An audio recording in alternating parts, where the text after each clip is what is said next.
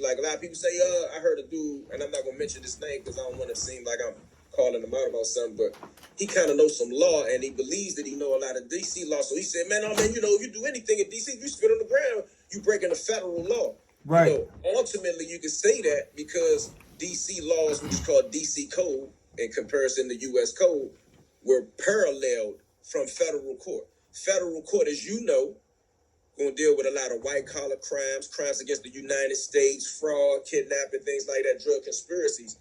But the U.S. District Court for the District of Columbia had to deal with car thefts, gun charges, armed robberies, murders. So they created a section in U.S. District Court, federal court, that was called the Court of General Sessions. Just think about that term, General Sessions. Mm-hmm. That's regular court shit, riff-raff. So they said, we're not going to keep doing this. We're not going to clog up one of the top 3 courts in the United States with local shit. So they created the DC Superior Court. Right. That's a better example. Right. So you catch a murder, you catch a robbery. Yeah, I was trying to go real low, like a stolen car, like a UUV, not a carjacking. Like you hop in a car that was driving, a small offense, it's still a felony. You go to Superior Court. Right. You know what I mean? They're not dealing with that. Domestic violence. Domestic violence. Yeah, you on the Superior Court. That all this, in my terms of growing up, if you was in Superior Court, that's little boy shit. You know what I mean? Not that you're a little boy, I come out Superior Court, so I ain't disrespecting none of my homies that come out of Superior Court. But like, you talk to big boy guys, like one guy made some type of video that went viral recently. He said, man, and I'm not gonna say the dude's name because he's a rat. Not the dude that made the video, the dude that he commented on. He said, man, I thought about DC, I thought about this guy, getting money and different type of things. Those type of guys are there, those type of guys are here. But he thought about those type of guys because he's thinking about federal court. But if you think about your state system, like Ronnie Red said, you're going to think about everything. Your old crackhead uncle, your gorilla that got 2-3 bodies, your young nigga that just keep getting caught with pistols. Right. So in our system, well, we don't have a system unless you want to say by numbers. At any given time in the federal system, it's 10,000 DCs there. So I guess that's our system. But so Lorton, Lorton, you're gonna have that there. So Lorton, how many inmates Lorton used to hold? Lorton was a prison system, so it was about 8 different prisons. At any time, it could hold between 10 to 13,000 people. I believe some stats I seen in the paper said 8,000. So it was a prison system. Prison system. A lot of people get it caught up like it was one place. It was a system of prisons called Lorton. That was the DC Department of Corrections, built in the state of Virginia, Northern Virginia, mostly in the town of Lorton, Lorton. Oh, and so it was a whole bunch of different prisons spread it out. Yeah, like a maximum. Like imagine that, they trying to mimic a state system. So there's a maximum. That's where I was at. It's called the wall, maximum security. It's not even called Lorton. It's called maximum security in the town of Lorton. Then you had another prison called Occoquan, which is by the Occoquan River in a town called Occoquan down by Lorton. Then you had a joint called Minimum, a joint called Youth Center that housed dudes from 18 to 24, according to the books. But you might find a guy in there that's 30 or 40 to just keep on messing up his youth act. Mm-hmm. That wasn't even the town of Lorton. That's in the town of Fairfax. Right. So that should give you a good understanding. It was a series of 8 prisons. That was the DC Department of Corrections that was in Lorton that housed people convicted of crimes in the District of Columbia. That's the technique. That's the. Was those prisons in good running condition, or were they ran down? I mean, by the time I got there, and to anybody that has any recent memory, I mean, going back to the 60s and 70s, they was already ran down. They were built in the early 1900s. Mm-hmm. I mean, there was no federal money for, upkeep like in federal prisons. That was a local situation. Sometimes they ain't have food. Yeah. And I don't mean that they didn't feed. I mean that they didn't have food coming in, so they're working with scraps. Right. I remember one time when I was in prison, if you remember the 1992 Iraq stuff, when they finished fighting over there in the Gulf War and all that stuff, we got a bunch of surplus food that we ate for months that they sent back from over there. So that's the type of situation it was. Yeah, so when they closed that prison, all them prisons at once, they closed the whole system down, the whole Lorton system. They did it gradually. You can't shut down the whole prison system of thousands of people and send them straight to you. If dudes think that them later DC loads messed up the feds, if they would have shut it down overnight, it would have destroyed the feds. The feds might have went into a total lockdown. Mm-hmm.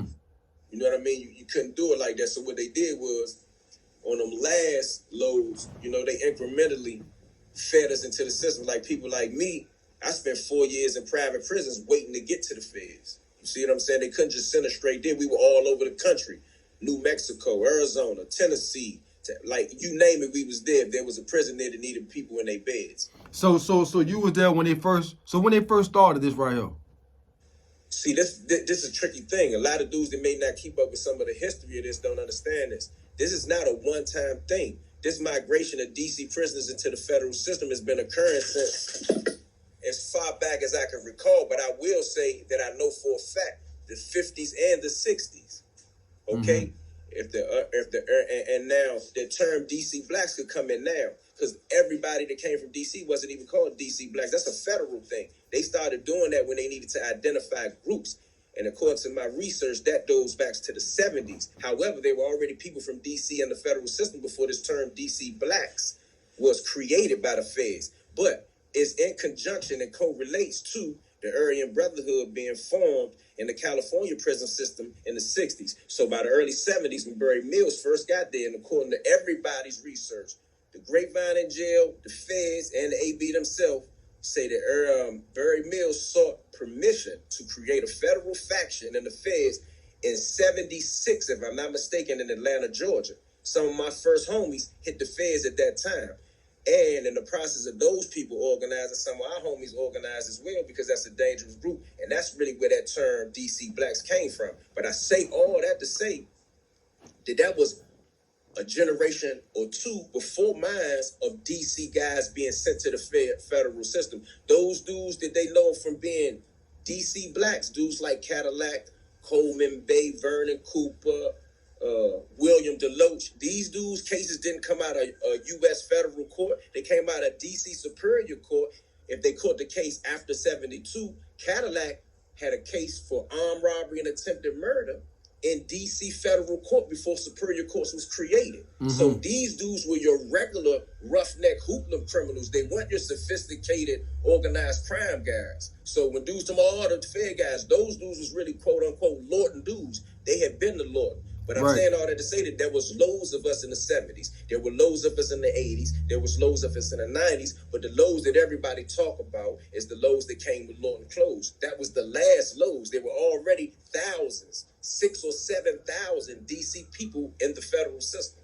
Right. Okay. So we're breaking that down like that. It depends on what era of a load you're talking about. My big homie Coleman Bay, Earl Coleman Bay. Anybody been to the feds know about him. Anybody that wrote books, Pete Early, even those AB sympathizers that's in love with the AB and fantasize their stories, they mention him in their books, and none of them disrespect him. He did 47 years in the feds, 54 years in prison altogether. He went to the feds in the 70s, so what was he? You see what I'm saying? Right. That's a whole nother load. You can't skip that load. So you saying the AB's the one gave him that name? No. The Department of Justice gave them that name because a certain group of people out of D.C. that they termed D.C. blacks. And if you go through the law books, they will also interchange the term with Moorish American, because most of those guys were Moors. They had names like Smith Ill, Bailey, Mathis Bay, things like that. These names were mentioned.